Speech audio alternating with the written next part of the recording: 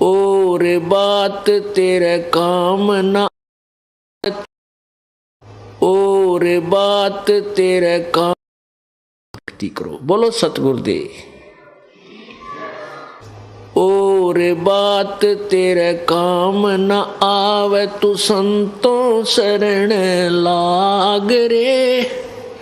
के सोवे गफलत में बंदे, जाग जाग नर जाग रे, जाग जाग नर जाग रे। और बात तेरे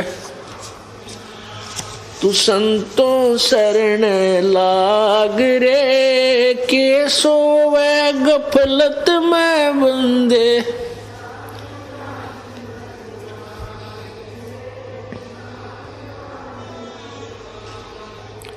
भाई उठ सवेरे ओ काबर लिया, के जाग्या नर भाग रे। उठ सवेरे हुक्का भर लिया, के जाग्या नर भाग रे। राम रट्या ना कोई सुकर्म कीन्या, ये फूटे तेरे बाग रे, फूटे तेरे बाग रे। और बात तेरे काम न आवे, संतों शरण लाग रे। के सोवे गफलत में बंदे, जाग जाग नर जाग रे। भाई तन सरायम जीव मुसाफिर, करता रहे दिमाग रे। तन सरायम जीव मुसाफिर, करता रहे दिमाग रे। रात बसेरा कर ले डेरा, चले सवेरा त्याग रे, चले सवेरा त्याग रे। और बात तेरे तू संतों शरण लाग रे।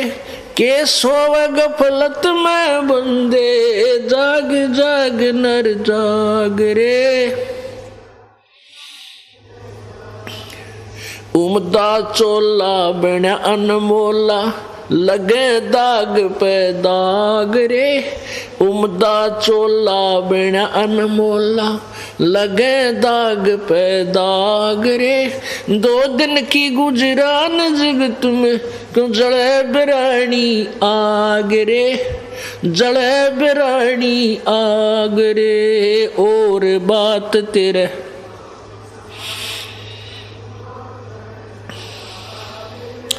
के सोवे गफलत में बंदे, जाग रे, जाग जाग नर जाग रे। कुबद का चढ़ी चढ़री चित पे, तू होया मनुष्य से नाग रे। कुबद का चढ़ी चढ़री चित पे, होया मनुष्य ते नाग रे। सूझे नहीं सजन सुख सागर, बिना प्रेम बैराग रे, बिना प्रेम बैराग रे। और बात तेरे काम न आवे, के सोवे गफलत में बंदे,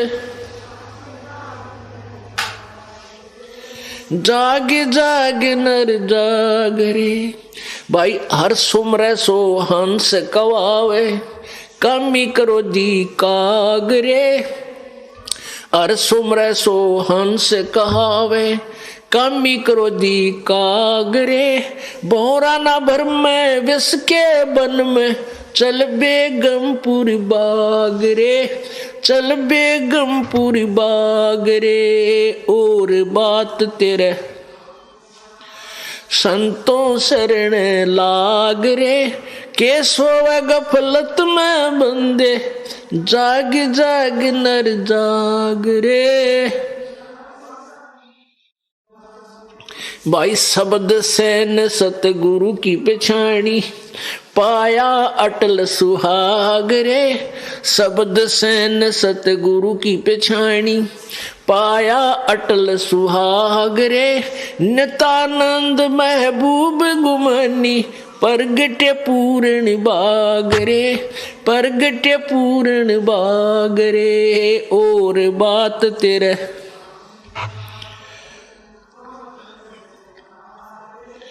के सोवे गफलत में बंदे, जाग जाग नर जाग रे, जाग जाग नर जाग रे। सत साहिब पुण्यात्माओं, परमेश्वर कबीर जी हम सभी आत्माओं के परमपिता हैं। वो हमारे सच्चे मालिक हैं, सच्चे साहिब हैं, सत साहिब हैं। सत साहिब का अर्थ होता है सच्चा मालिक, वास्तविक स्वामी, हमारा असली पिता, असली मालिक। साहब का अर्थ होता है भगवान, स्वामी, मालिक, पति, राम, अल्लाह, गॉड, कुछ भी कहो इसको।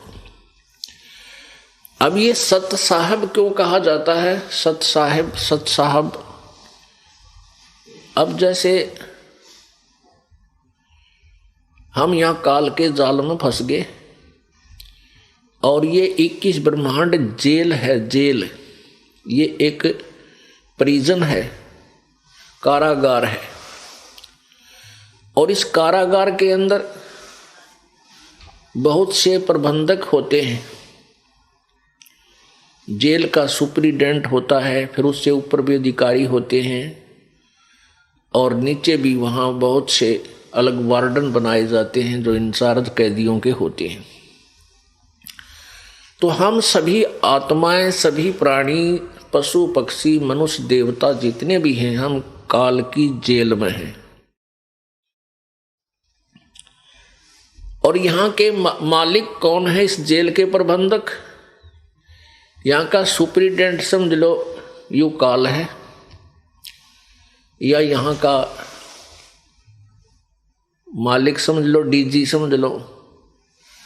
और ब्रह्मा विष्णु महेश यहाँ के प्रबंधक हैं, इस जेल में सबकी व्यवस्था रखते हैं। और आप और हम सभी यहाँ कैदी है, ये सत्कर मान लेना। एक पुन्नी एक पापी आया, एक है सूम दलेल रे। गरीब दास सतपुरुष भजन बिन, सब ही जम की जेल रे। एक पुन्नी एक पापी आया, एक है सूम दलेल रे। गरीब दास हरि भजन बिना, ये सब ही जम की जेल रे। एक पुण्य करता है, पुण्य धर्मी व्यक्ति है, और एक बिल्कुल पुण्य नहीं करता, बिल्कुल कंजूस है, सूम है। अब ये पुण्य करने वाला कहां जाएगा? स्वर्ग जाएगा। और स्वर्ग में अपने पुण्यों को समाप्त करके कहां आएगा? नरक में जाएगा। क्योंकि जब तक हम कबीर परमेश्वर जी की शरण में परम संत के माध्यम से नहीं जुड़ते हैं, तब तक प्राणी को, चाहे वो किसी भी देव की भक्ति करता है, चाहे ब्रह्म साधना करता है, चाहे परब्रह्म साधना करता है, चाहे वो ब्रह्मा विष्णु महेश या अन्य देवताओं की और अन्य पूजाएं करता है, उसको वर्क डन मिलेगा। जैसा किया वैसा फल उसको भोगना होगा। पुण्यों का अलग अकाउंट होगा और पाप का अलग होगा। तो पुण्य स्वर्ग में और पाप नरक में। फिर कुछ मिले जुले ऐसे संस्कार निर्धारित किए हैं जो 84 लाख प्रकार के प्राणियों की, पशु पक्षी, जीव जंतु, जल के जंतु, इन सभी की योनियों में भी आपने भोगना पड़ेगा। एक पुण्य करने वाला, एक पापी, और एक है सूम दलेल रे। एक कति कंजूस है, दान पुण्य करता नहीं। तो ये सभी कहते हैं काल की ही जेल में है। वो पुण्य करने वाला भी स्वर्ग में पहुंच गया, वहां पुण्य खत्म होते, नरक के बाद 84 लाख योनियों के इस कोल्लू के चक्कर में गिर जाएगा। अब हम सत साहिब को डिफाइन कर रहे हैं। सच्चे मालिक सत साहब की परिभाषा बता रहे हैं आपको। अब सत साहिब क्यों कहना पड़ा? क्योंकि सच्चा मालिक हमारा वास्तविक जो हमारा धनी है, हमारा स्वामी है, जिसके हम बच्चे हैं, वो कबीर देव है। कबीर साहब, देव कहो साहब कहो, राम कहो, अल्लाह कहो, गॉड कहो, ये सभी भाषा भिन्न और उपमात्मक परमात्मा के नाम हैं। अब जैसे एक तहसीलदार साहब, फिर एसडीएम साहब, फिर डिप्टी कमिश्नर साहब, मंत्री साहब एक प्रांत में, और मुख्यमंत्री साहब, फिर प्रधानमंत्री साहब और राष्ट्रपति साहब, ये सभी साहब हैं। इसी प्रकार हमने प्रभु को समझना है, प्रभु की परिभाषा समझनी है। अब एक ब्रह्मांड में केवल 3 लोक के ऊपर रजगुण ब्रह्मा जी, सतगुण विष्णु जी, तमगुण शिव जी एक एक विभागीय मंत्री हैं। एक ब्रह्मांड को समझो एक प्रांत है, और हम इसमें बंद हैं। हमारे प्रबंधक हैं ये तीनों मंत्री। ये क्यों हमें यहां रोके हुए हैं? क्योंकि हमने एक गलती की थी सतलोक में। उस गलती के कारण हम आज तक दंड भोग रहे हैं। वो दंड तो ये उसका इतना बड़ा पैमाना हो गया हमारे लिए, इतना बड़ा दंड बन गया कि 84 लाख योनियां भी उसी कारण से आज हम भोग रहे हैं। क्योंकि हम अपने पिता को भूलकर उस सच्चे मालिक को, सच्चे साहब को, सत साहब को भूल गए। इस झूठे नकली साहब के ऊपर हम आकर्षित हो गए। कौन? किसके ऊपर? इस ब्रह्म ज्योति निरंजन के ऊपर। और इसके साथ हम यहाँ काल के इसके लोक में आ गए। इसको श्राप लगा हुआ है 1 लाख मनुष्य शरीरधारी प्राणियों का के शरीर से जो सूक्ष्म शरीर निकलता है, उस सूक्ष्म शरीर को तपतशिला पर भूनता है। एक तपतशिला है, अपने आप प्रज्वलित रहती है वो, जैसे तवा होता है, तई चूल्हे की तवा, ऐसे वो अपने आप गर्म रहता है ऑटोमेटिकली। उसके ऊपर 1 लाख मानव शरीरधारी प्राणियों के सूक्ष्म शरीर सहित उनको वहां डाल दिया जाता है। और उन्होंने अपने जीवन में, अब देखो, आप देखते हो इंसान बुराई को तुरंत स्वीकार कर लेता है। शराब पीना, मांस खाना, उलां सूंघना, भांग पीना, तम्बाकू, जो किसी तरीके से टेक्निक ढूंढ ली, हुक्का बनाया, फिर पानी डाला, गुर्र फिर तम्बाकू कुटे से बुरी तरह उसको गधे भी ना खां तम्बाकू ने, उसने मानस खाने लगे, खावे मनुष्य और पीवे, और शराब, ये सभी, और फिर खट्टे मीठे टेस्ट आहार के लिए, ये सारे मन करवाता है। और मन है ये काल का एजेंट। काल ने अपना एजेंट छोड़ रखा आत्मा के साथ, आत्मा इसके अधीन कर दी इसने। अब ये सारे उल्टे काम में राजी रहेगा, नाचने गाने भुंडे कुकर्म करना, और आत्मा को ये पसंद नहीं, लेकिन ये इसका विवश होगी, इसने इसको अंधा कर दिया, अज्ञानी बना लिया अपने जैसा, जिस कारण से ये ऐसे टेस्ट करवाता है, शराब तम्बाकू मांस खिलाता है। और फिर ऐसे जो आहार सारा जीवन जो करता है प्राणी मनुष्य, उसकी कुछ अंश सूक्ष्म शरीर के अंदर समा जाता है, शराब का भी, मांस का भी, और ये खट्टे मीठे टेस्ट का भी, और तंबाकू भांग आदि का।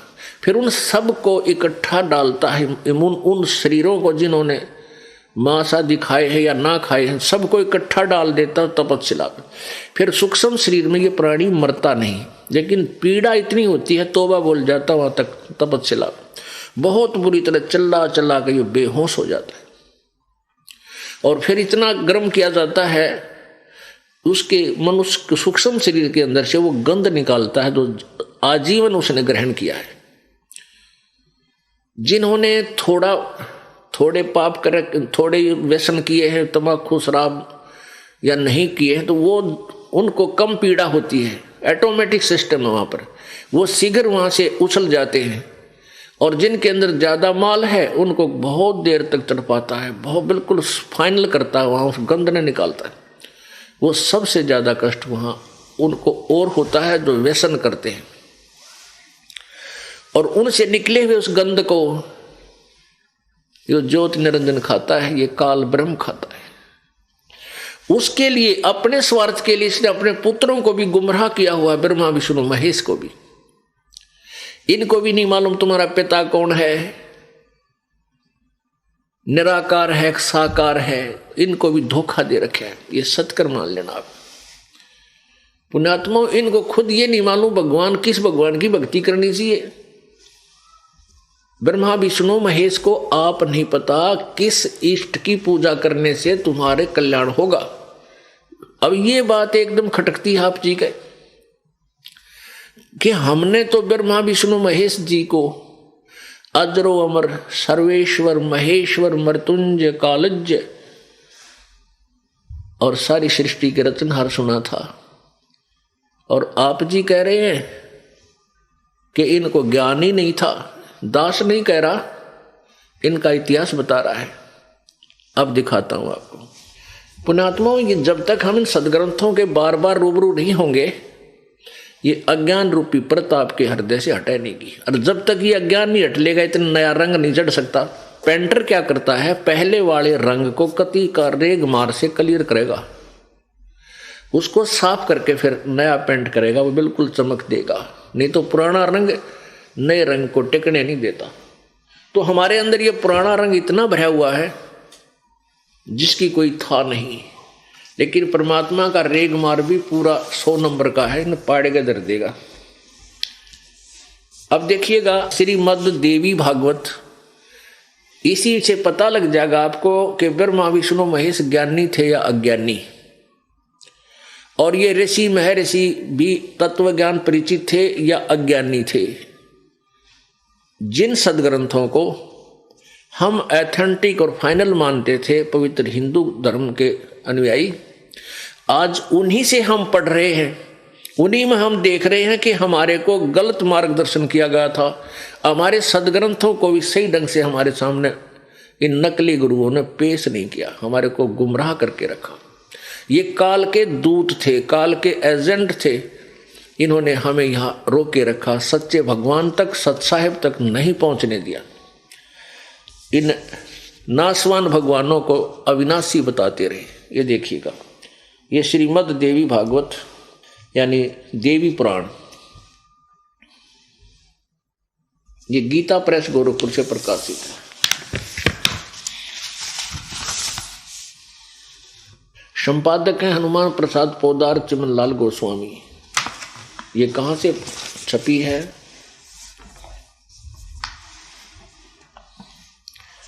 प्रकाशक में मुद्रक हैं गीता प्रेस गोरखपुर, गोविंद भवन कार्यालय कोलकाता का संस्थान। अब यहां से देखते हैं प्रश्न नंबर 28 से आपको पढ़कर सुनाते हैं। ये देखिएगा प्रश्न नंबर 28, इस पे क्या विवरण दिया है। नारद जी ने कहा, महाभाग व्यास जी तुम इस विषय में जो पूछ रहे हो ठीक यही प्रश्न मेरे पिताजी ने यानी ब्रह्मा जी ने भगवान श्री हरि यानी विष्णु जी से किया था। देवाधिदेव भगवान जगत के स्वामी हैं, लक्ष्मी जी उनकी सेवा में उपस्थित रहती हैं। 4 भुजाएं हैं, वक्ष स्थल पर श्री वत्स का चिन्ह चमकता रहता है। वे चराचर जगत के आश्रय दाता है, जगत गुरु एवं देवताओं के भी देवता हैं। अब नारद कह रहा है व्यास को कि विष्णु सब कुछ है, सर्वे सर्व जगत का स्वामी है, सबका, देवताओं का भी देवता है। ऐसे जगत प्रभु भगवान श्री हरि यानी विष्णु जी महान तप कर रहे थे, उनकी समाधि लगी थी। यह देखकर मेरे पिता ब्रह्मा जी को बड़ा आश्चर्य हुआ।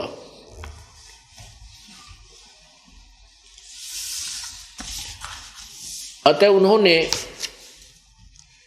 उनसे यानी विष्णु जी से जानने की इच्छा प्रकट की। ब्रह्मा जी ने पूछा प्रभु, आप देवताओं के अध्यक्ष, जगत के स्वामी, और भूत भविष्य एवं वर्तमान सभी जीवों के एकमात्र शासक हैं। भगवान फिर आप क्यों तपस्या कर रहे हैं और किस देवता यानी किस भगवान की आराधना में ध्यान मग्न है? मुझे असीम आश्चर्य तो ये हो रहा है कि आप देवेश्वर यानी सब देवों के मालिक एवं सारे संसार के शासक यानी कुल मालिक होते हुए भी समाधि लगाए बैठे हैं। अब ब्रह्मा जी के विनीत वचन सुनकर भगवान श्री हरि उनसे कहने लगे, ब्रह्मन यानी विष्णु जी बता रहे हैं हम ब्रह्मा जी को, सावधान होकर सुनो, मैं अपने मन का विचार व्यक्त करता हूं। देवता, दानव और मानव सब यही जानते हैं कि तुम सृष्टि करते हो, मैं पालन करता हूं और संकर संहार किया करते हैं। किंतु फिर भी वेद के पारगामी पुरुष अपनी युक्ति से यह सिद्ध करते हैं कि रचने, पालने और संहार करने की यह योग्यता जो हमें मिली है, इसकी अधिष्ठात्री शक्ति देवी है यानी दुर्गा है।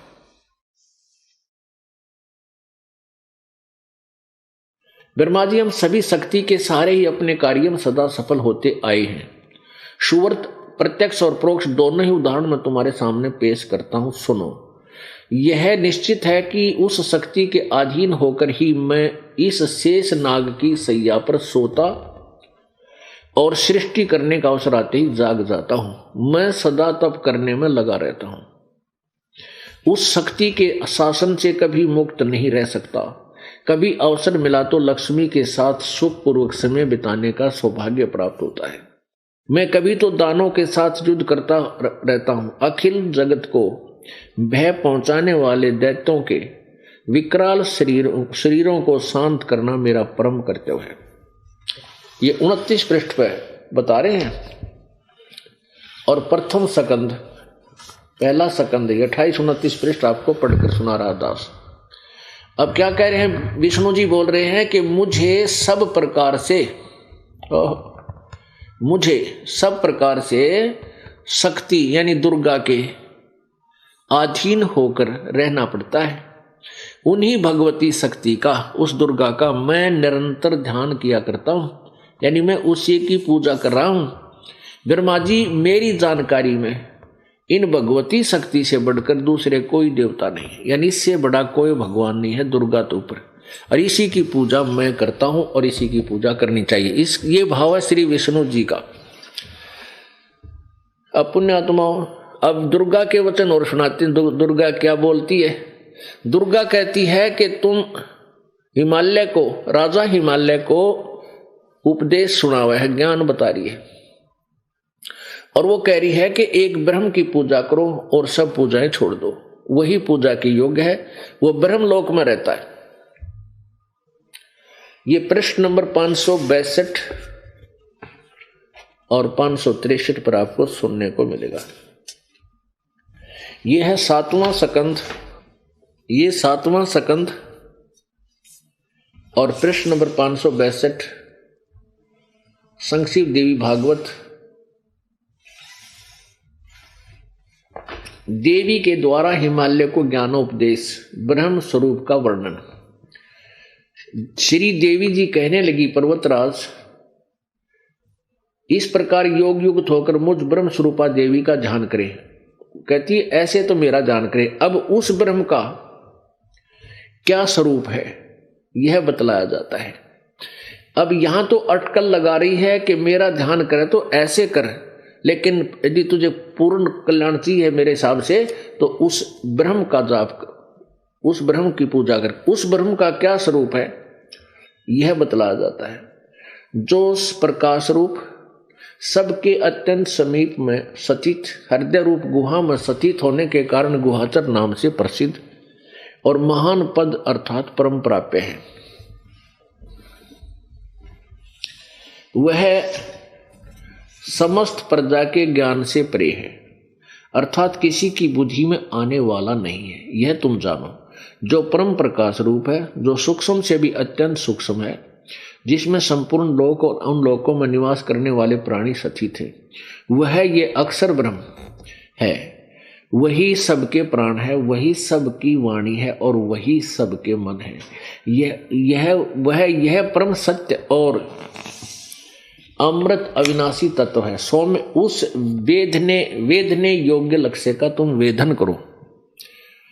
वेदन माने उसको टारगेट बनाओ, उसी की पूजा करो, मन लगाकर उसमें तन्मय हो जाओ। सौम्य उपनिषद में कथित महान अस्त्र रूप धनुष लेकर उस पर उपासना द्वारा तीक्ष्ण किया हुआ बाण संधान करो और फिर भावनागत चित्त के द्वारा उस बाण को खींचकर उस अक्षर रूप ब्रह्म को ही लक्ष्य बनाकर वेधन करो। परवण ओम धनुष है, ओम मंत्र है, ये तो समझो धनुष, और जीवात्मा बाण है और ब्रह्म को उसका लक्ष्य कहा जाता है। आहा, उस एकमात्र परमात्मा को ही जानो, दूसरी सब बातों को छोड़ दे। यही अमृत रूप परमात्मा के पास पहुंचाने वाला पुल है। उस एकमात्र यानी एक ओम नाम का जाप कर और ब्रह्म को लक्ष्य बना ले, उसकी पूजा कर, और कहते हैं उस एकमात्र परमात्मा यानी ब्रह्म को ही जाने, दूसरी सब बातों को छोड़ दे, यानी कोई पूजा मत कर। यही अमृत रूप परमात्मा के पास पहुंचाने वाला पुल है। संसार समुद्र से पार होकर अमृत स्वरूप परमात्मा को प्राप्त कराने का यही सुलभ साधन है। जिस प्रकार रथ के चक्के में आरे लगे होते, उसी प्रकार शरीर की संपूर्ण नाड़ियां हृदय में एक तरह स्थित हैं। उस हृदय में ही विविध रूपों में प्रकट होने वाला ब्रह्म संचरण करता है, अंतर्यामी रूप से वर्तमान रहता है। वह आत्मा, इस आत्मा का ओम के जाप के साथ ध्यान करो, यानी उस मालिक का जो अंतर्यामी रूप में आत्मा के साथ है, उस परमात्मा का ओम के जाप के साथ ध्यान करो। इससे अज्ञान में अंधकार से सर्वथा परे और संसार समुद्र से उस पार जो ब्रह्म है, जो उसको पा जाओगे, तुम्हारा कल्याण हो। और वो कहाँ रहता है? 563 पर, वह सबका आत्मा ब्रह्मलोक रूप दिव्य आकाश में स्थित है, वहां रहता है, ब्रह्मलोक में रहता है। अब पुण्य आत्माओं, आपको पता लग गया अब विष्णु जी को कितना ज्ञान था। वो तो कह रहे हैं कि मैं तो दुर्गा से ऊपर कोई देवता भगवान नहीं मानता, उसी की पूजा करता रहता हूं। और दुर्गा कहती है ब्रह्म की पूजा करो, और दुर्गा का ज्ञान फाइनल है। वो ब्रह्म से ऊपर कोई नहीं जानता, ना इसे अभी तक कोई नहीं जानता ब्रह्म से ऊपर। और उसके बारे में बता रही है ब्रह्म का ओम नाम जाप करो, और वो ब्रह्म लोक में रहता है, वो ब्रह्म। और गीता जी अध्याय नंबर 8 के श्लोक नंबर 16 में लिखा है कि ब्रह्म लोक पर्यंत ये सभी प्राणी वहां तक, ये सभी लोक पुनर्वर्ती में है, अर्थात ब्रह्मलोक में गए हुए प्राणियों की भी जन्म मृत्यु होती है, पूर्ण मोक्ष नहीं। इसलिए गीता जी अध्याय नंबर 15 के श्लोक नंबर 1 से 4 में स्पष्ट किया है, ऊपर को जड़ रूपी तो पूर्ण परमात्मा है, परम अक्षर ब्रह्म, और तीनों गुण रूपी शाखा है। जो संत इस संसार रूपी वृक्ष के सभी विभाग बताओगा, भिन्न भिन्न, तना क्या है, जड़ क्या है, और मोटी डार क्या है, उसकी शाखा कौन है, पत्ते क्या है, वो सवेदवित, वो वेद के तात्पर्य को जानने वाला अर्थात तत्वदर्शी संत है। फिर उस तत्वदर्शी संत की प्राप्ति के बाद उसके द्वारा बताए गए साधन से गीता जी अध्याय नंबर 15 के श्लोक 4 में कहा कि उसके पश्चात उस परमेश्वर के परम पद की खोज करनी चाहिए, जहां जाने के बाद साधक फिर कभी लौटकर संसार में नहीं आता, अर्थात उसका कभी जन्म मृत्यु नहीं होती। और जिस परमेश्वर ने सर्व ब्रह्मांडों की रचना की है, इसलिए गीता ज्ञान दाता कह रहा है कि अर्जुन तू सर्वभाव से 18वें अध्याय के 62वें श्लोक में गीता जी में सर्वभाव से उस परमेश्वर की शरण में जा, जिसकी कृपा से तू परम शांति और शाश्वतम स्थानम यानी सनातन परम धाम सदा रहने वाले यानी सच्चे अविनाशी सतलोक को प्राप्त हो जाएगा। तो अपना मंत्र बताता है, मेरा मुझ ब्रह्म का मंत्र है ओम। 8वें अध्याय गीता जी के 8वें अध्याय के 13वें श्लोक में ओम इति एक अक्षरम ब्रह्म व्यवहारन माम अनुसमरण ये प्रियाति तजन देहम सयाति परमाम गति। मेरा एक ओम मुझ ब्रह्म का केवल एक ओम मंत्र है, क्योंकि गीता श्री कृष्ण जी में प्रवेश करके ये काल बोल रहा था गीता जी को, ये ब्रह्म बोल रहा था और यूं कहता मेरा तो एक ओम मंत्र है। इसको अंतिम श्वास तक जो श्रवण करता रहेगा और मेरे वाली परम गति प्राप्त करेगा, जो मुझसे राहत मिल सकती है, वो ब्रह्मलोक में चला जाएगा। गीता जी अध्याय नंबर 8 के श्लोक नंबर 16 में कहा कि ब्रह्मलोक पर्यंत ये सभी गए हुए वहां प्राणी फिर भी जन्म मृत्यु में आते हैं, पुनर्वर्ती में है, उनका जन्म मृत्यु होता है। यानी पूर्ण मोक्ष नहीं, ब्रह्म साधक भी पूर्ण मोक्ष प्राप्त नहीं कर सकते, जन्म मृत्यु सदा के लिए समाप्त नहीं हो सकती। इसलिए गीता ज्ञानदाता कहता है कि अगर पूर्ण परमात्मा पूर्ण मोक्ष चाहिए तो तत्वदर्शी संतों की खोज कर, चौथे अध्याय के 34वें श्लोक में। और उसके पश्चात उस परम पद परमेश्वर की खोज करनी चाहिए 15वें अध्याय के 4थे श्लोक में, जहां जाने के बाद कभी लौटकर संसार में नहीं आते। इससे सिद्ध है कि ना ब्रह्म न पूरा ज्ञान, ना देवी को पूरा ज्ञान, क्योंकि देवी ब्रह्म तक बता रही है और ब्रह्म को ज्ञान नहीं। वो कहता मेरा भी कंप्लीट मोक्षदायक नहीं है मेरा ज्ञान।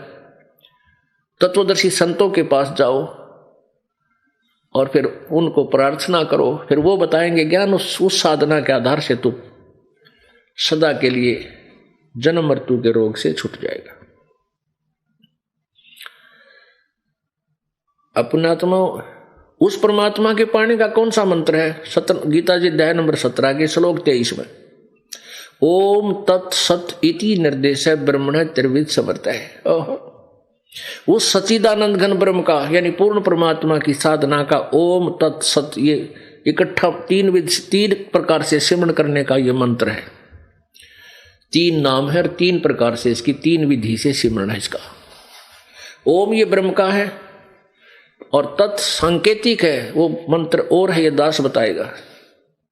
ये परब्रह्म का मंत्र है और सत ये पूर्ण ब्रह्म का मंत्र है। इन तीनों मंत्रों का जिस प्राणी को जाप मिल गया और आजीवन गुरु मर्यादा में रहेगा, तीनों नाम मिलने के बाद भी अगर वो गड़बड़ कर जाता है, गुरुद्रोही हो जाता है, गुरु जी से दूर हो जाता है, मर्यादा भंग कर देता है, तो भी वो पार नहीं हो सकता, चाहे कुछ भी मिला रहा हो उसके।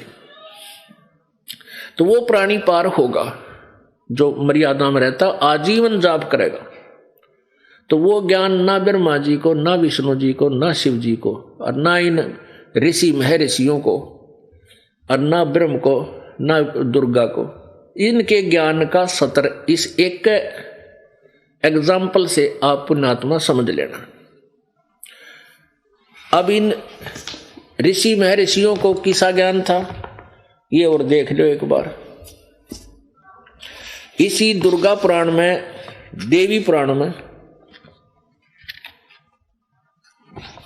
414 पृष्ठ और 6ठा स्कंद,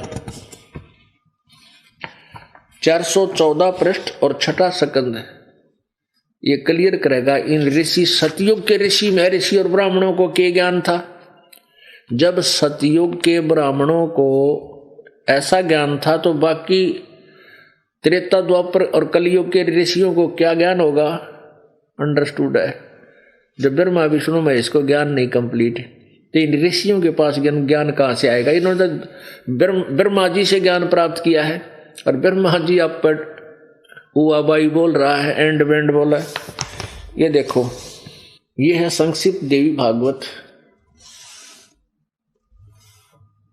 और 6ठा स्कंद। संक्षिप्त देवी भागवत 414 पृष्ठ पे जन्मेजय ने पूछा, महाभाग किस युग में कैसा धर्म का स्वरूप है? इस संपूर्ण विषय को विशेष रूप से बताने की कृपा कीजिए। व्यास जी बता रहे हैं जन्मेजय को। अब देखना राजन, यह निश्चय है कि सतयुग में ब्राह्मण वेद के पूर्ण विद्वान थे। उनके द्वारा निरंतर भगवती जगदम्बा यानी दुर्गा की आराधना होती थी। भगवती का दर्शन करने के लिए उनका मन सदा ललायित रहता था। जय हो। आलिया उड़ीन के ज्ञान का, सतयुग के ब्राह्मणा का, सतयुग के ऋषि महर्षि कहो, ब्राह्मण कहो। अब व्यास जी बता रहे हैं, राइटर ऑफ पुराण। अब वो इनका लेखक बता रहा है, उस लेखक ने के ज्ञान है, वो कहा है कि सतयुग के ब्राह्मण पूरे विद्वान थे, वेदों के पूर्ण विद्वान थे, और वो दुर्गा की पूजा करते थे। अरे तेरा गजब हो, वेदों में कितना दुर्गा की पूजा का नाम निशान भी है। ये कितने लाइयो लोक वेद। जैसे दुर्गा हिमालय को मिली, पहला तो अपनी पूजा के वो गाने गाए, मेरी पूजा ऐसे करो, एक स्थान पर बैठ जाओ, नो कर दूंगी मैं, नो कर दूंगी। और फिर नो उस ब्रह्म की पूजा करनी चाहिए और सब छोड़ दो। अब पुण्यात्मा सभी फसल है यहाँ पे, कोई भांग बोएगा तो भांग वाला फल मिलेगा, कोई गेहूं बोएगा तो गेहूं का फल मिलेगा। तो ये तो भांग बोनी है जो अन्य देवताओं की पूजा, एक पूर्ण परमात्मा ने छोड़ के। उस पूर्ण परमात्मा की पूजा समझ लो गेहूं बोन, कणक बोली आपने, जो अन्नदाता जीवन दाता है, आपका जीवन बख्शेगा। अब ये दास ने नहीं कहा, आप जी के सदग्रंथों से प्रमाणित किया, इनसे पढ़कर दास बताता है कि ना तो ब्रह्मा जी को ज्ञान था, भक्ति का कह नहीं जाने थे, ना विष्णु को ना शिव जी को, और न ही इन ऋषि महर्षियों को जो आज तक हमें मूर्ख बनाते रहे, इनको कोई ज्ञान नहीं था, कोई आध्यात्मिक ज्ञान नहीं था। ये क्या करते रहे, सिद्धियां, हठ योग, तपस्याएं करके सिद्धियां प्राप्त कर लेते हैं। एक दूसरे पर किसी का आग ला दी, किसी की बुझा दी, किसी ने सागर पी लिया, पानी पर चल के जल के ऊपर के चल के दिखा दिया। इनमें उलझ पुलझ होकर अपना जीवन खो गया। हम भोली आत्मा उनके इन कृष्णों को देखकर, जो कतिकरण के ना थे, ना देखने के थे, हम इनके ऊपर आसक्त हो गए। इनको मैं ऋषि और बड़े पहुंचे हुए महापुरुष मानने लगे। हम इन पर ऐसे आसक्त रहे। अब प्रसंग चल रहा है कि सच्चे साहिब, सच्चा साहब, सत साहब, सत साहिब कहो, सत साहब कहो, यानी जैसे आदमी जब कति दुखी हो जाए, कहा हे सच्चे मालिक, हे सच्चे भगवान, हे सच्चे स्वामी, यानी इसका मतलब है कोई नकली स्वामी भी से अपना। नकली स्वामी कौन है? जैसे ब्रह्मा विष्णु महेश, ये यहाँ के हमारे नकली स्वामी हैं, इस जेल में मालिक है। क्या बताते हैं?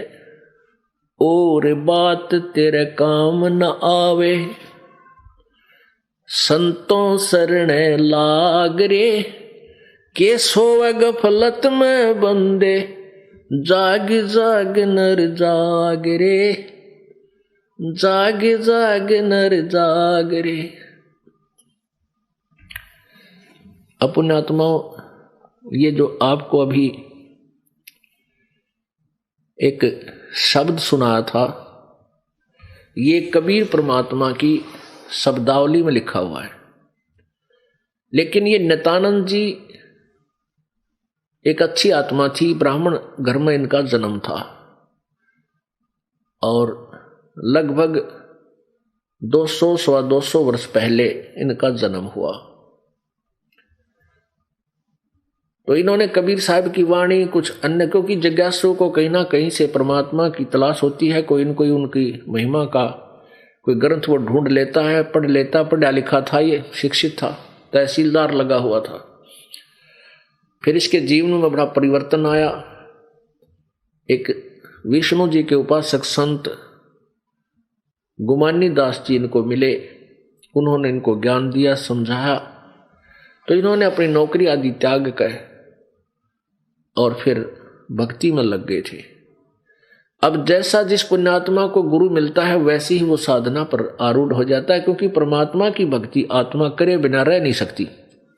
ये जब से भगवान से बिछड़ी है, इसको उसकी उसी दिन से चाह पड़ गई है, क्योंकि यहां आकर के इसने वो दुख देख लिए जो इसके हृदय को हिला देते हैं, और वहां वो सुख था जिसकी तलाश अब ये यहां कर रही है। यहां कभी सुखी नहीं हो सकता किसी भी पॉइंट से, दृष्टिकोण से, चाहे ब्रह्मा बन लो चाहे विष्णु शिव जी बन ले, ये भी सुखी नहीं हो सकता यहां पर।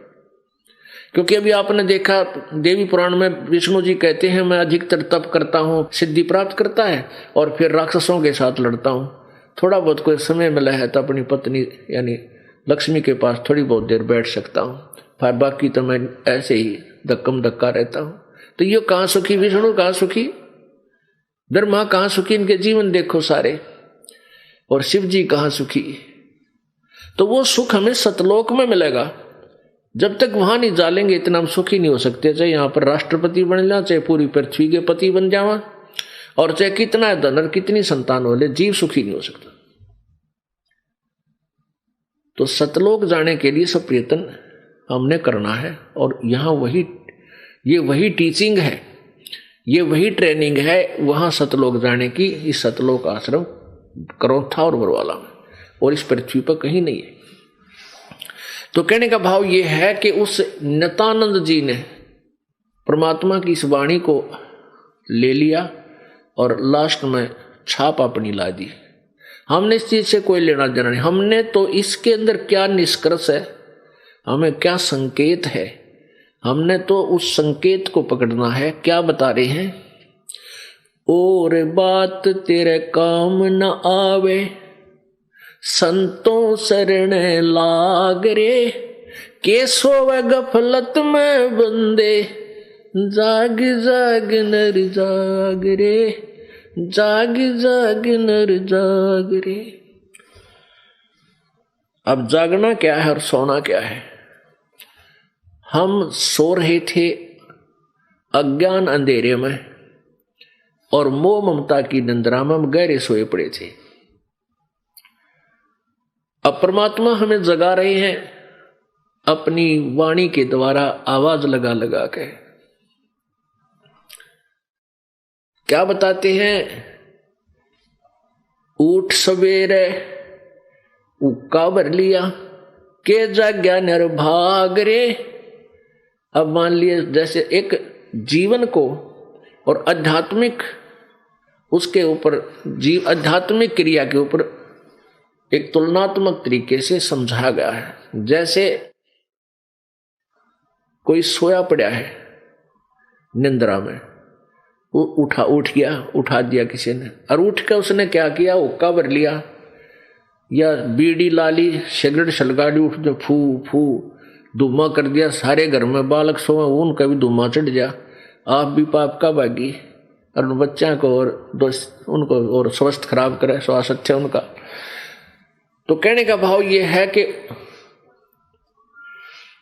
उठा और जाग्या, जाग भी गा, उठने योग कुक्रम शुरू कर दिया। बता के जाग्या इसका अच्छा, कहते सुक्रम करा ना कोई करी तन बंदगी, फुटे तेरे बागरे। अपने आत्मा इसको दो तरीके से लाया जाता है। अब जागना क्या है कि आप भक्ति नहीं कर रहे, सत्संग के वचनों से आप एकदम फड़क जाती है आत्मा, अकर तेरा गजब हो, परमात्मा तो भजना चाहिए, जीवन हमारा जीवन जा रहा है। क्योंकि सत्संग के वचन, परमात्मा की वाणी इतनी मार्मिक है, इस आत्मा को धंधेड़ कर रख देती है, इसको विवश कर देती है। तू क्या कर रही है नालायक, इस मन के चक्कर में आके, और क्या करना चाहिए था तूने, ये डले डोते असंग जन्म हो गए तुझे, अब तक आज तक कुछ भी नहीं मिला। सच्ची भक्ति करो सच्चे साहब की, उस पूर्ण परमात्मा की। तो ये पहले एकदम फड़क के उठती है, जाग जाती है, फिर भक्ति करने के लिए कहाँ चलती है, कोई मंदिर में, कोई मस्जिद में, कोई गुरुद्वारे में, कोई पहाड़ पर चढ़ गया किसी मंदिर में, वहां भगवान मिलेगा। तो इसको गुमराह करने वालों का अंत नहीं, क्योंकि काल ने नरे दूत छोड़ रखे हैं भ्रमित करने के लिए। अब जैसे ऊठ सवेरे हुक्का भर लिया, मान ले आपको भक्ति की लगन भी लाग गई, आप जाग गए और जाकर लेकर लोटा मंदिर में पहुंचे घंटी बजान, तो के जाग गया वो, क्या लगन लागी तुझे, वो तो उल्टे को शास्त्र विधि त्याग का मनमानी जो पूजाएं तुम कर रहे हो वो व्यर्थ है। वो तो हुक्का सा भर लिया तने, दूने पाप कर रहा है। अब वहां जाके घंटी बजाते हो, घंटी में ना जाने कितने जीव सूक्ष्म लगे होते हैं, नो मारोगे टनाटन टनाटन करा कितने जीव मार देते हो। और वहां से लेकर मंदिर तक गया, वहां ना जाने कितने पैरों के नीचे सुबह सुबह जीव मार दिए, पैरों के नीचे कीड़े मकोड़े ना जाने कितने मारे मंदिर तक जाने में। और फिर जोड़ का जल लिया भर के तालाब से, उस तालाब में नरे जीव, कपड़े से छाया उस कपड़े में जीव, उन्हें चोड़ कर धोया नहाया, फिर उसमें जीव मार दिए। और पुण्य एक भी कोई ना, क्योंकि घंटी बजाने में मंदिर में जाने से, मूर्ति पूजा ये करने से, ये शास्त्र विरुद्ध साधना होने से लाभ एक भी कोई नहीं, पुण्य आपको एक भी नहीं, नरे पाप हो गए। गीता जी अध्याय नंबर 16 के श्लोक नंबर 23 में कहा है कि जो शास्त्र विधि को त्याग कर और मनमाना आचरण करते, मनमानी पूजा करते हैं, उनको ना तो सुख हो, ना उनकी गति हो, और ना उनका कोई कार्य सिद्धि हो, ना उनके कोई सिद्धि प्राप्त हो, अर्थात यूजलेस। तो उस सच्ची साधना के करने से लाभ होगा। वो सच्ची साधना केवल 3 मंत्र का जाप है, ओम तत्सत। इसके साथ हरिओम भी नहीं लगता है, नहीं। और ओम तत्सत ये जाप नहीं है। ओम ब्रह्म का और तत् ये एक और मंत्र है। ओम और तत् दोनों मंत्र मिलकर सतनाम बनता है। और फिर तीसरा नाम एक सत जो मंत्र है, ये और गुप्त मंत्र है। ये तीनों मिलकर के फिर ये पूर्ण कंप्लीट मंत्र बन जाता है, वो तीसरा सार नाम है। ये है परमात्मा पाने की ये शास्त्र अनुकूल साधना है। इससे पाप नहीं, इससे पुण्य ही पुण्य होते हैं और पाप नाश होते हैं।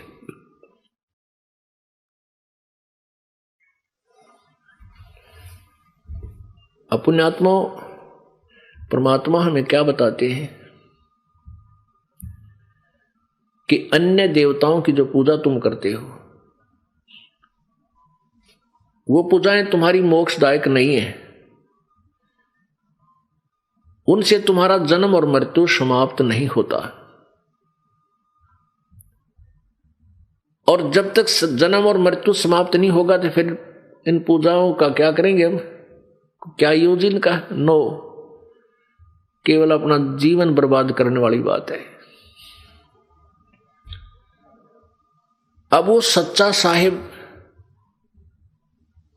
वो सच्चा साहब, सच्चा मालिक, सच साहब, वो सच साहिब, वो कौन है और उसकी पूजा कैसे करनी चाहिए, उसकी प्राप्ति कैसे होगी, ये अब के इस 3 दिन के सत्संग में यही विषय रहा। क्योंकि जब तक हमें ये नहीं मालूम होगा परमात्मा कौन है और वो कुल मालिक कौन है, सच्चा साहब कौन है, सच साहब कौन है और उसकी पूजा कैसे करनी चाहिए, जब तक हमें ये ज्ञान नहीं होगा तब तक हम डले ढो रहे हैं, धूल में लठ मार रहे हैं। कहते हैं एक हाथी की पैड़ में सब जीवों की पैड़, सार शब्द जाने वे नाया दुनिया मारे खेड़।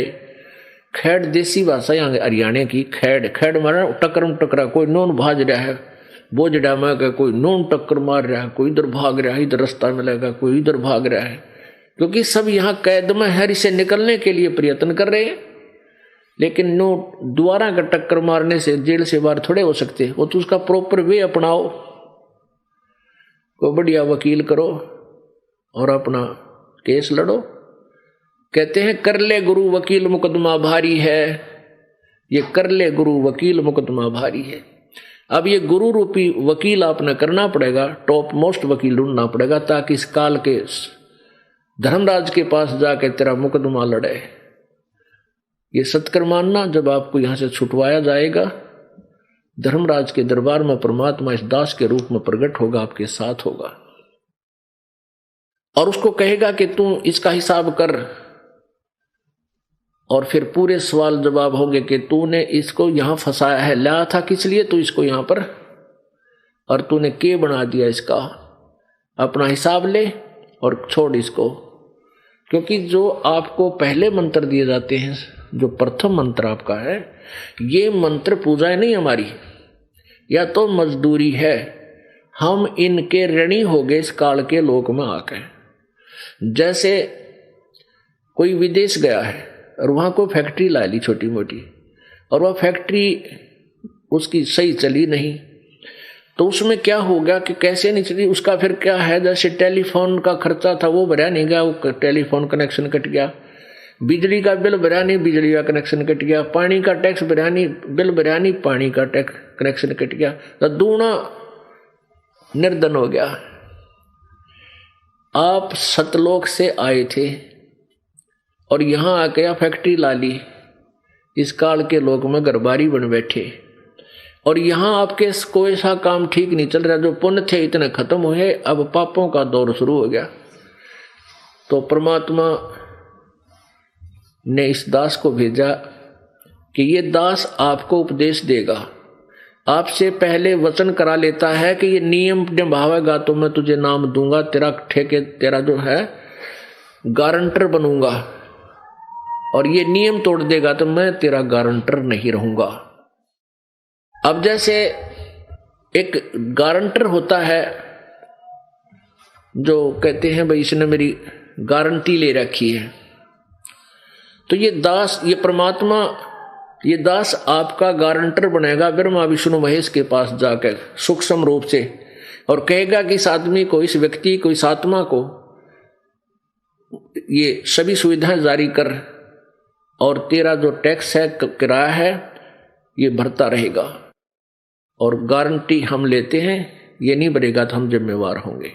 तो कहने का भाव यह है कि आपको प्रथम मंत्र दिया जाता है तो आप इसकी मजदूरी शुरू करो, इसकी मेहनत करो, जाप शुरू करो। तो ये ब्रह्मा विष्णु महेश के पास आपकी या कमाई जावेगी, और वो आपको सुविधाएं शुरू कर देंगे यहाँ की, क्योंकि इसमें सबसे पहले उस पूर्ण परमात्मा का मंत्र है, वो पूजा है, बाकी मजदूरी है। तो ऐसे इन सब की ना जाने कितने युगों से आप इस काल के ऋणी हो, उस सब ऋण से मुक्त होना पड़ेगा। ये ब्रह्मा विष्णु महेश गणेश दुर्गा हमारे शरीर के अंदर बने हुए कमल में, रीढ़ की हड्डी बैकबोन के अंदर की साइड में एक आंतड़ी सी बनी है, निशान से है मामूली से, जैसे कमल के पत्ते हों, ऐसे जैसे पिक्चर सी बन जाती है, तस्वीर बना देते हैं कमल के पत्ते की, फूल की, छोटी सी, बहुत छोटे पत्तों की, ऐसे आंतड़ी सी बनी हो, चिपकी पड़ी है ऐसे।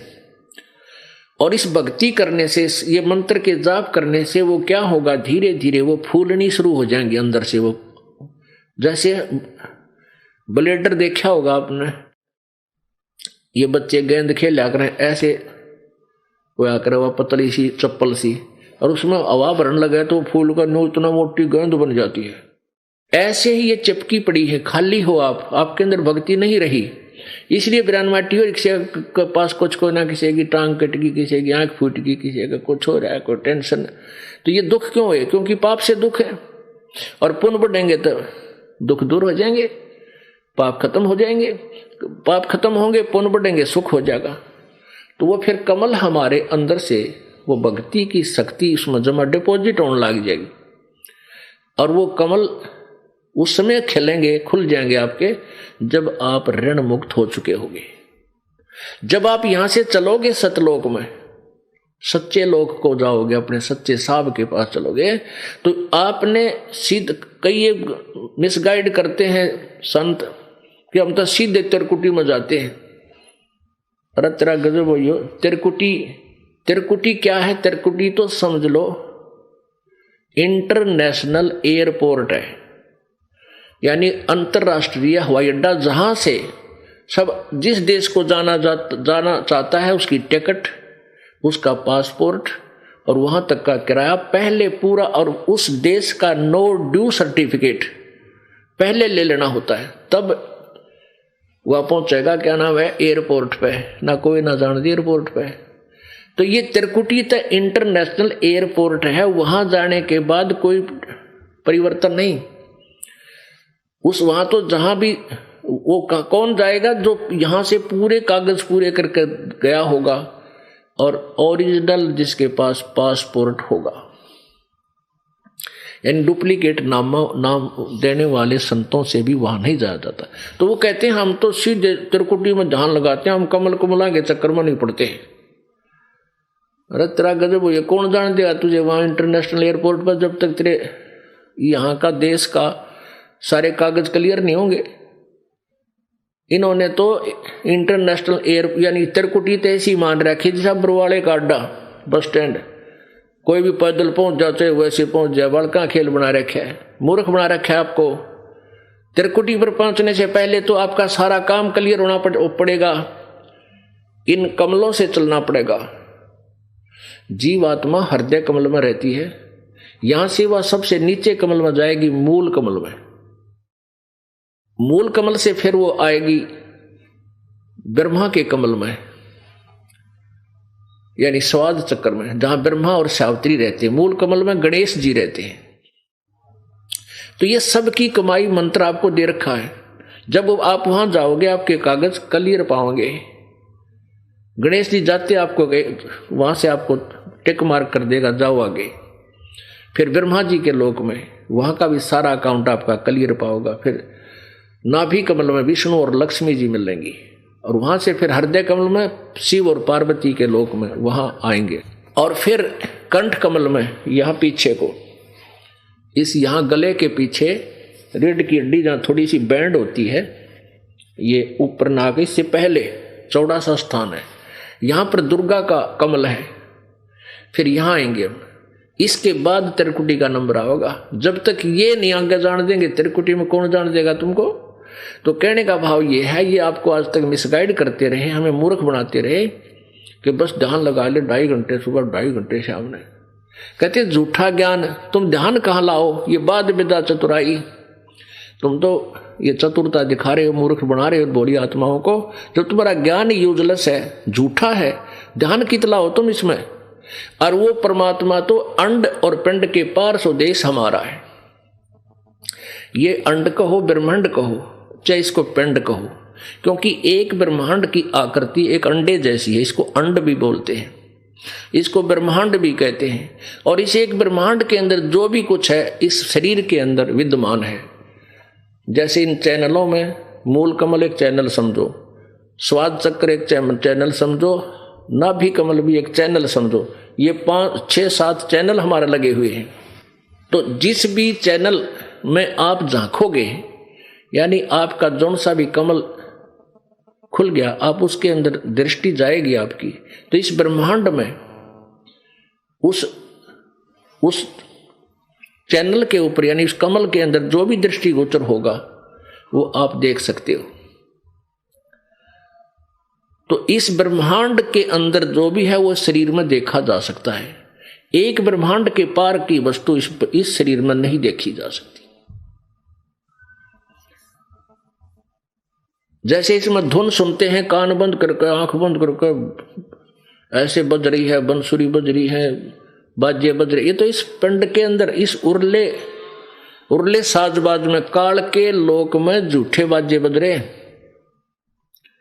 कोई है रे परले पार का जो भेद कहे झनकार का, कोई है रे परले पार का जो भेद कहे झनकार का।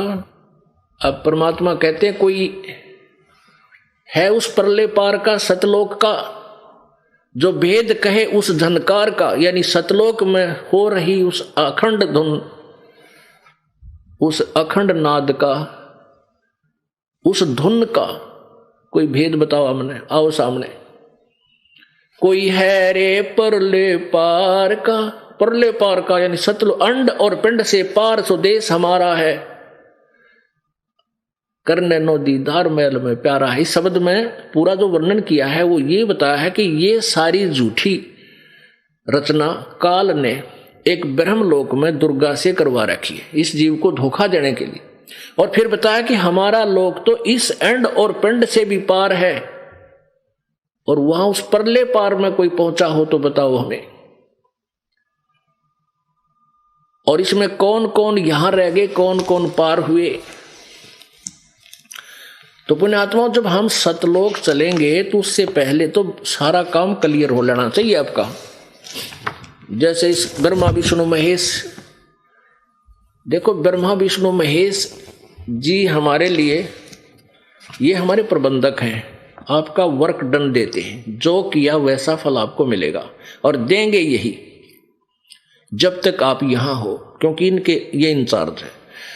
इनको हम बुरा नहीं कह सकते, हम अपनी बकवादों से इनके जाल में फंसे रहे। अब जब तक हम जेल में हैं तो जेल वालों की मर्यादा को भी तोड़ेंगे तो दूने पट्टेंगे। हमने यहां जेल की भी मर्यादा तोड़ रखी है, तो ये नियम आपको बताए जाते हैं, ये जेल की मर्यादा है, इसको भंग करोगे तो आप यहीं रह जाओगे और दूना और मुकदमे बनते रहेंगे आप पर। ये नियम आपने निभाने पड़ेंगे, फिर ये सब क्लियर हो जाएंगे। फिर ये सतनाम का जो ओम और दूसरा उस तत्व मंत्र है, ये दो मंत्र का, दो अक्षर का जो नाम है, ये सतनाम है। ओम नाम की कमाई हम त्रिकुटी पर जाकर इस धर्मराज के पास मुकदमा होगा आपका, ये न्यायाधीश बुलाया जाएगा, परमात्मा इस दास के रूप में होगा और कहेगा भी कर हिसाब इस आत्मा का और ले इसकी कमाई या रखी सारी सतनाम की। ओम नाम की जो कमाई आप करोगे, जैसे सांस उश्वास से इस मंत्र का जाप होता है, तो ओम नाम की कमाई इस ब्रह्म को दे देंगे। गीता जी अध्याय नंबर 18 के श्लोक नंबर 66 में गीता ज्ञानदाता कहता, सर्वधर्मान परित्यज माम एकम शरणम व्रज अहम तवा सर्व पापेभ्यः मोक्षामि मा शुच। गीता ज्ञानदाता कहता है कि अर्जुन, मेरे सतर की जो भी इतने सभी धार्मिक पूजाएं धर्मान, उनको सभी मेरे सतर की जो शास्त्र अनुकूल साधना, ओम नाम का जाप और ये यज्ञ जो आपसे करवाई जाती हैं, हवन जो चढ़वाई जाती है या भंडारे दान कराए जाते हैं, ज्ञान सुनाया जाता है, ये 5 यज्ञ आपकी करवाई जाती हैं। इन 5 यज्ञों का पुण्य और ओम के नाम की कमाई जो श्वास से आप करते हो, ये सारी कमाई है ब्रह्म सतर की। तो ये कहता है सर्व धर्मान, गीता जी अध्याय नंबर 18 के श्लोक नंबर 66 में। अनुवादकर्ताओं ने इसका अनुवाद गलत किया है, व्रज का अर्थ जाना होता है, इन अनुवादकर्ताओं ने आना करता किया है, क्योंकि इनको पता नहीं था इस ज्ञान का। सर्व धर्मान परित्यज माम, गीता ज्ञानदाता कहता है माम माने मेरे सतर की, जितनी भी मेरी धार्मिक पूजा है उनको मुझ में छोड़, एकम शरणम व्रज, ओए होए, एकम यानी जिसके बराबर कोई दूसरा ना हो, उस सर्वशक्तिमान गीता जी अध्याय नंबर 18 के श्लोक नंबर 62 में जिसके बारे में कहा है कि अर्जुन तू सर्वभाव से उस परमेश्वर की शरण में जा, उसकी कृपा से तो परम शांति और शाश्वत स्थान को प्राप्त होगा। अब उस सनातन परम धाम यानी सतलोक को प्राप्त होगा, तो उसको प्राप्त करने के लिए क्या बताया कि सर्व धर्मान परित्यज माम, 18वें अध्याय के 66वें श्लोक में, मेरे सतर की सब मेरी पूजाएं, ओम नाम का जाप की कमाई और बाकी जो यज्ञ वो मुझे छोड़ दे, मुझ में छोड़, और एकम शरणम व्रज, उस परमात्मा की शरण में जाओ, एकम जिसके बराबर दूसरा ना हो, अद्वितीय, उसकी शरण में जा, तब मैं तुझे सब पापों से मुक्त कर दूंगा। यानी हम क्या करते थे, इस ओम नाम की कमाई ब्रह्म में चले जाते थे, ओम नाम की कमाई थे यज्ञों की कमाई से, भक्ति से, ब्रह्मलोक में अपने पुण्य खा के फिर जन्म मृत्यु में आ जाते। गीता जी अध्याय नंबर 8 के श्लोक नंबर 16 में कहा कि ब्रह्मलोक तक गए हुए भी पुनर्वर्ती में है, उनकी जन्म मृत्यु होती है, पूर्ण मोक्ष प्राप्त नहीं करते। तो ये क्या कहता है कि मेरे सतर की जो पूजा है वो मुझे दे दे। अब हम इस कमाई को बर्बाद नहीं करेंगे, यहाँ की कोई ना स्वर्ग चाहेंगे, ना माँ स्वर्ग चाहेंगे, ना ही हम देवता बनना चाहेंगे, हम तो केवल अपना पीछा छुड़वाएंगे। गीता जी अध्याय नंबर 7 के श्लोक नंबर 29 में कहा कि अर्जुन, जब उस तत्ब्रह्म से और पूरे आध्यात्मिक ज्ञान से जीव परिचित हो जाता है, वो केवल जरा और मन से छुटकाने की प्रयत्न करता है और कोई वस्तु नहीं मांगता। तो आपको पता लग जाएगा, आप केवल उस परमात्मा को यहां से जन्म मृत्यु का पीछा छुटवाने की चेष्टा करोगे। इसलिए कहता है कि सर्वधर्मान परित्यज माम, 18वें अध्याय के 66वें श्लोक में गीता जी में, सर्वधर्मान परित्यज माम एकम शरणम व्रज, उस अद्वितीय परमात्मा की शरण में चला जा, मेरे सतर की सब पूजा मुझ में छोड़ दे, अहम तवा सर्व पापेभ्यः मोक्षामि मा शुच, तू चिंता ना करे, मेरे सतर की, फिर मैं तुझे सब पापों से मुक्त कर दूंगा। अब हम क्या करते थे, पुण्य तो वहां खत्म कर देते स्वर्ग, महास्वर्ग में, ब्रह्म लोक में, और पाप के कारण गधे कुत्ते सुअर यहां धक्के खाते रहे। अब हम इसका कर्ज दे देंगे, अकेले तेरा कर्ज पकड़ और हमने मुक्त कर, हमने नहीं चाहिए तेरी कुछ भी यहाँ की, ना बर्फी चाहिए ना लड्डू, कुछ नहीं खाना, आप पकड़ तेरे इस पैसे और हमारा अकाउंट क्लियर कर।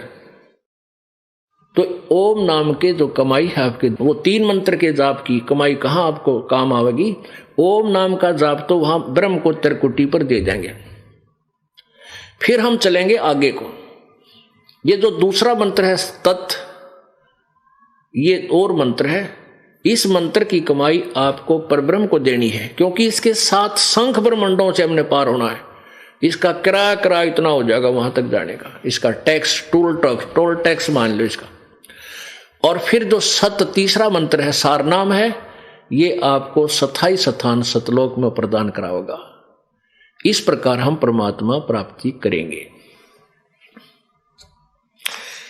कोई है रे पर ले पार का, कोई भेद कहे झनकार का, कोई है रे पर ले पार का, जो भेद कहे झनकार का। अब क्या बताते हैं, वारही गोरख वारही दत्त, वारही धरु पर लाद अर्थ। ओहो, अब कौन कौन वार रहे, वार माने उर्ली तरफ काल के जाल में, और कौन परले पार हुए।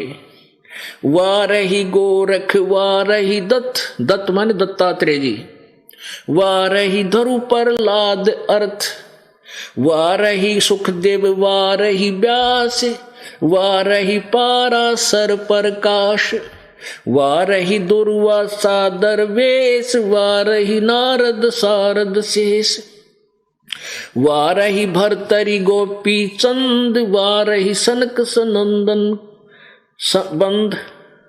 वारही माने उर्ली ही ओर, वारही ब्रह्मा वारही इंद, वारही शेष कला गोविंद, वारही शिव शंकर दो संभ, वारही धर्म राय आरंभ, वारही धर्म राय धर धीर, परम धाम पहुंचे कबीर।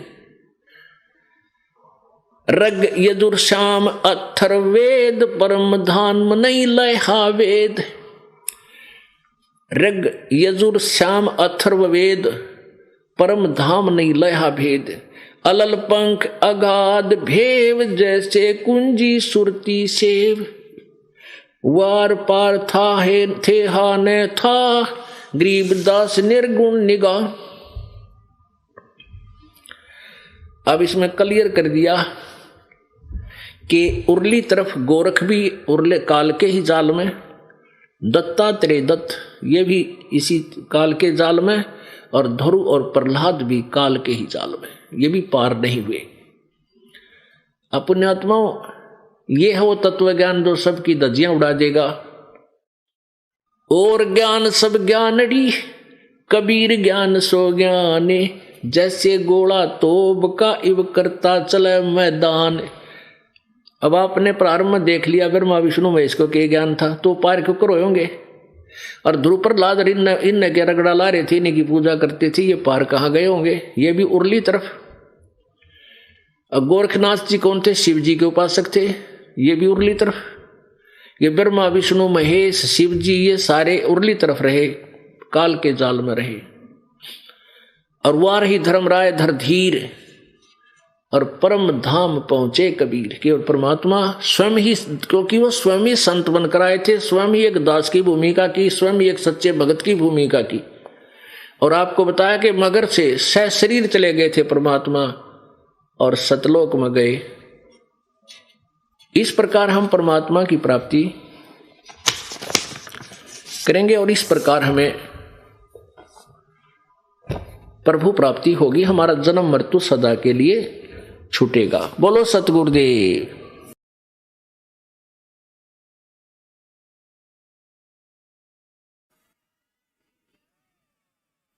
अब आपको कुछ भक्तों के अनुभव सुनाएंगे, ध्यान से सुनना, ये बार बार समय नहीं मिलता बच्चों। या एक एक अक्षर आपका बड़ा कीमती बहुमूल्य है जो भगवान आपको यहाँ लाए हैं। यहाँ आना कोई बच्चों का खेल है।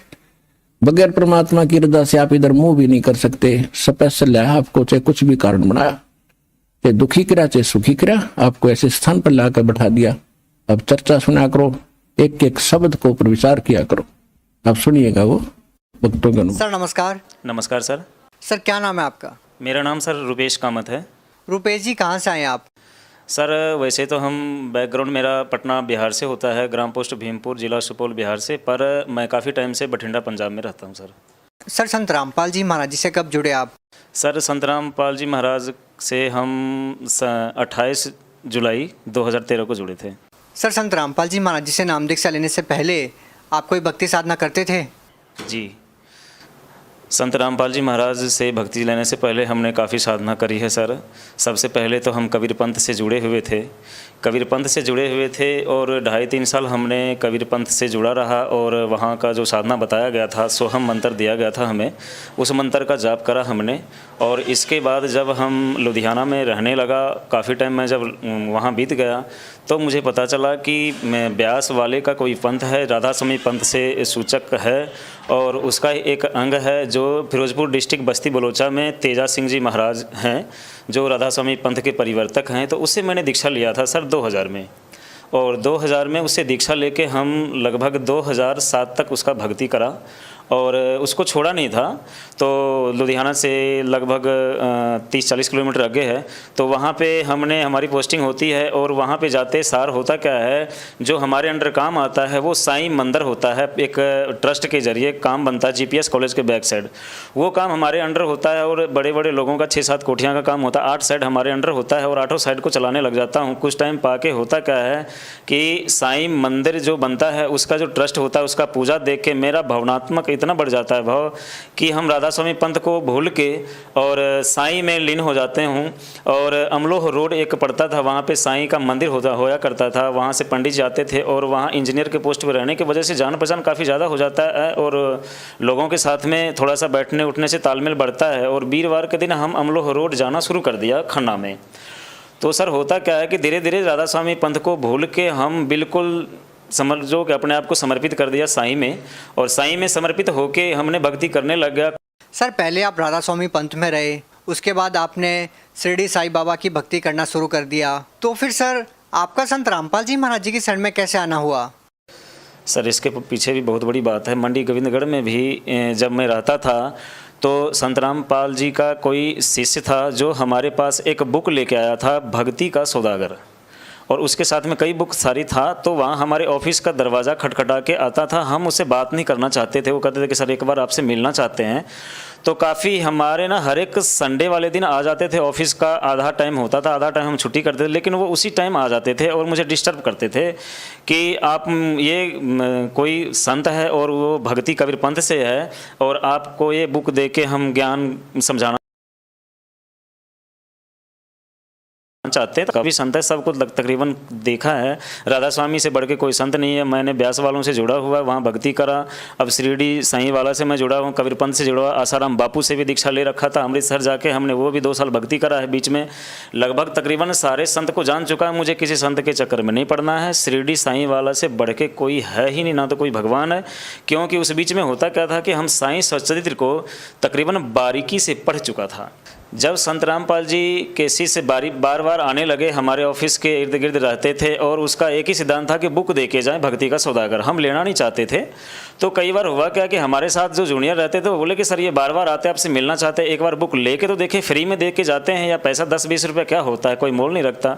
मैं बोला चलो छुटकारा ही तो पाना है इससे, चलो कोई बात नहीं, बुला लो। बुलाया उसको ऑफिस में, चाय पानी पूछा, बोलते नहीं जी। तो मैंने बोला अच्छा आपकी बुक की कॉस्ट क्या है? तो उसने बोला कि नहीं जी कुछ भी नहीं है, आप पढ़ लो, यही एक सेवा होता है हमारा। हम बोले जी भाई आपके ट्रस्ट में है और क्या है, किस पंथ से हो?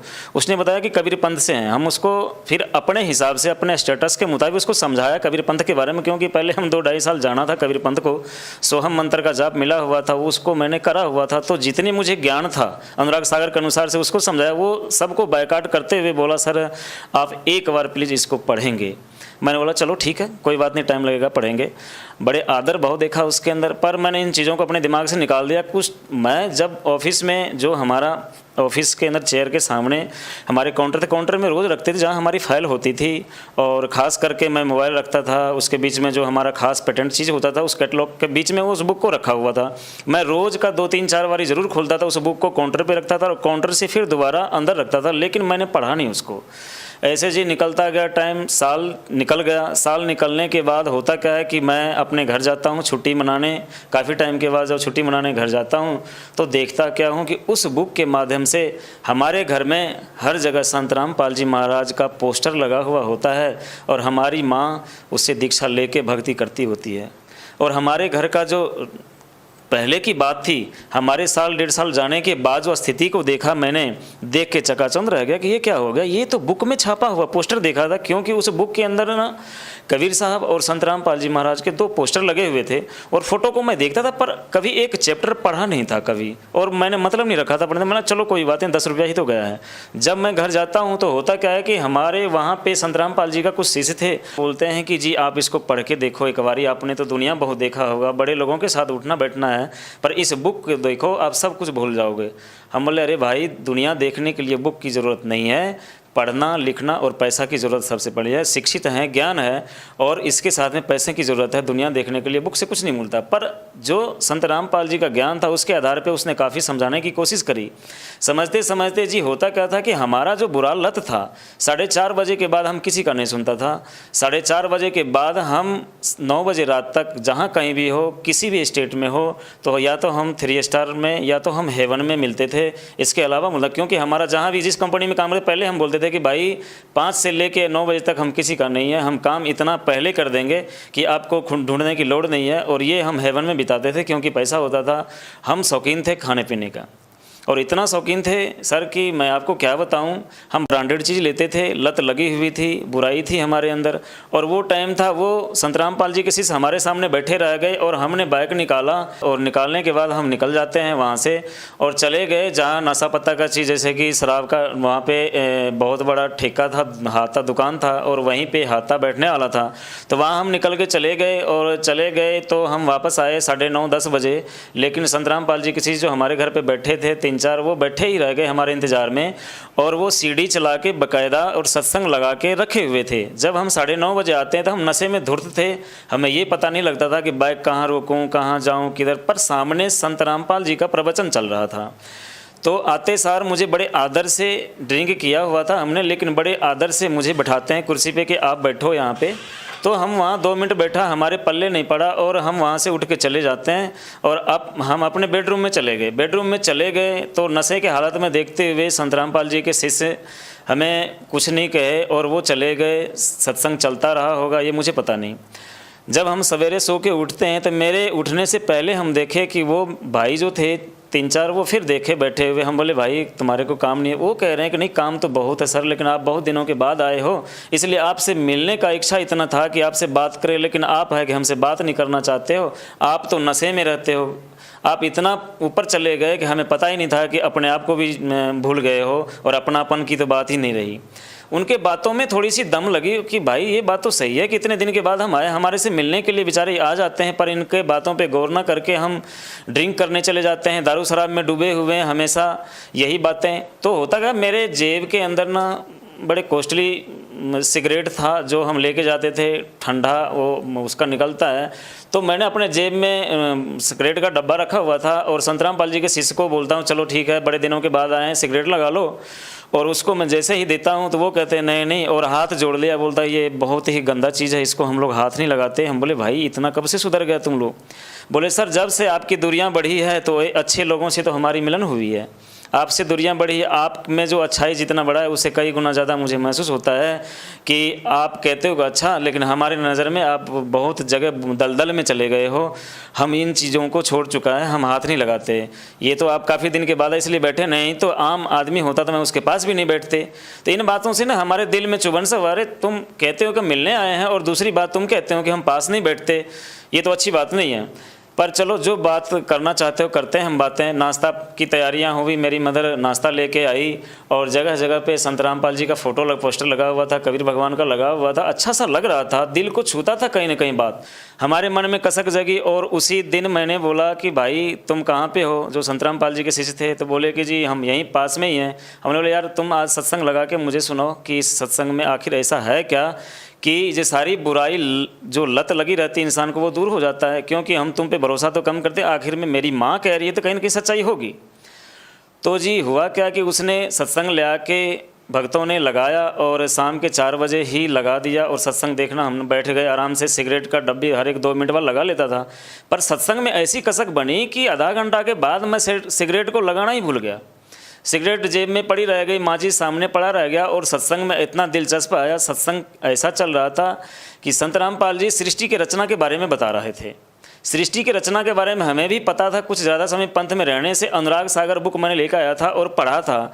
तो अनुराग सागर के विपरीत कुछ लगा था मुझे, क्योंकि अनुराग सागर में मैंने पढ़ा था ब्रह्मा विष्णु महेश का माता पिता के बारे में क्लियर नहीं करा हुआ है अनुराग सागर में। और जब यहाँ सृष्टि की रचना संत रामपाल जी सुना रहे थे, उसमें बता रहे हैं कि संत रामपाल जी महाराज की ब्रह्मा विष्णु महेश के माता पिता भी हैं और दादाजी भी हैं और वो हैं कबीर साहब। अनुराग सागर में मैंने कभी सुना, मेरा दिमाग बिल्कुल वहीं पे खड़ गया जी। और खड़ने के बाद बड़े गौर से मैंने सुनने लगा कि आखिर में ये कहाँ तक पहुँच जाती है, इसको अंत करूँ ही करूँ, मैं देखूँ कि कहाँ तक ये बताते हैं इसके बारे में कि कबीर इज गॉड बार बार बताया करे, कबीर इज गॉड। हम तो संत मान चुके थे और संत समझते थे, इससे पहले दीक्षा ले रहे थे और संत के उपाधि मिला हुआ है, पर ये इसको बार बार संत रामपाल जी कह रहे हैं कि कबीर इज गॉड, यही अल्लाह है, हर जगह प्रमाण बता रहे हैं। दिलचस्पी बढ़ती गई, सत्संग को मैंने दिल से सुना और सुनने के बाद हमारे अंदर कहीं न कहीं जागी और हमारे मन में आ गया था कि ये संत हैं, ज़रूर कुछ हट के सत्संग सुना रहे हैं। सर आप राधा स्वामी पंथ से भी जुड़े रहे हैं, आपने आसाराम बापू से भी नाम दीक्षा ली है, इसके साथ साथ आपने साईं बाबा की भक्ति भी की है, इतने सारे बड़े बड़े पंथों में जाके आप आए हैं, इसके बाद अचानक संत रामपाल जी महाराज जी से प्रभावित होना क्या सिद्ध करता है? सर देखिए, पता क्या है कि सच्चाई तो आती है अचानक से। हर जगह जाके ठोकर खा के कहते हैं ना कि खीर से मुंह पका हुआ छाछ पीने को डरता है। आज हालात ऐसा ही हो चुका है लोगों के सामने, लेकिन हमारे सामने ऐसा हालात नहीं था। हम जगह जगह जाके हर जगह भक्ति करके देख के दुनिया को देख चुका था। पर संत रामपाल जी का प्रवचन अगर काश में पहले सुना होता तो मुझे लगता है कि मैं पहले ज्ञान को सुना होता और समझा होता। आज जो परिस्थिति में अभी हूँ, कुछ साल पहले इस परिस्थिति को देखा होता हमने। हुआ क्या है कि सर हमने ज्ञान को जब देखा समझा, जब संत रामपाल जी प्रोजेक्टर के माध्यम से जब एक एक पेज को खोलता है तो वाकई दिल को छूने लग जाता है। कहीं ना कहीं संत रामपाल जी महाराज जी का जो ज्ञान है वो राधा स्वामी पंथ से, संत आसाराम जी से या साईं भक्ति से अलग है। लेकिन बात करें यदि बदलाव की, तो आपके जीवन में संत रामपाल जी महाराज जी से नाम दीक्षा लेने के बाद क्या क्या बदलाव आए हैं जो पहले कभी नहीं आए? सर ये भी बहुत कठिन सवाल आपने पूछा है। ज़िंदगी में मैंने तो कहते हैं बदलाव, यहाँ पे तो रोटी कपड़ा मकान, ये 3 चीज़ों को ही सबसे उत्कृष्ट मान रखे हैं इंसान। लेकिन इन रोटी कपड़ा मकान के पीछे भी बहुत बड़ी राज छुपी होती है। होता क्या है कि मैं बहुत पैसा कमाता था पहले, इतना पैसा कमा के सुख और सुकून की ज़िंदगी मैंने कभी नहीं जीता था। क्योंकि शाम मेरा निकलता था बियर बार में, कहीं हेवन में या 3 स्टार में। मैंने कभी अच्छा टाइम नहीं देखा शाम के टाइम में। रात को मैं लड़ ही जाना या किसी को गाली गलौज कर देना, उल्टा अभट शब्द का प्रयोग करना, तो वो चीज़ नहीं। अब जो सुकून मुझे मिला है, अब जो मैं व्याख्या करूं तो शायद बहुत, जितना कर दूं उतना कम है। संत रामपाल जी महाराज के अनुयायी ये कहते हैं कि संत रामपाल जी महाराज जेल में बेशक है, जो भी उनसे नाम दीक्षा लेता है उनको लाभ मिलते हैं। क्या आप इन बातों पर विश्वास रखते हैं? बिल्कुल जी, बिलीव करने वाली बात है। संत रामपाल जी महाराज जेल में है, आप कहते हैं कि क्या उसको फल या फ़ायदा मिलता है? हम तो कहते हैं संत रामपाल जी महाराज मेरे सामने हैं। आज अगर मैं आपके सामने हूँ, आपसे बात कर रहा हूँ, तो मुझे दिखता है कैमरे के पीछे संत रामपाल जी महाराज। अच्छा, आप एक बात बताइए, संत रामपाल जी महाराज जी से आप लोग जुड़े हुए हैं, संत रामपाल जी महाराज जी के बारे में और उनके शिष्यों के बारे में एक बात ये भी निकल के आती है कि संत रामपाल जी महाराज जी के जो शिष्य हैं वो शिक्षित नहीं है, लेकिन आप एक सिविल इंजीनियर है।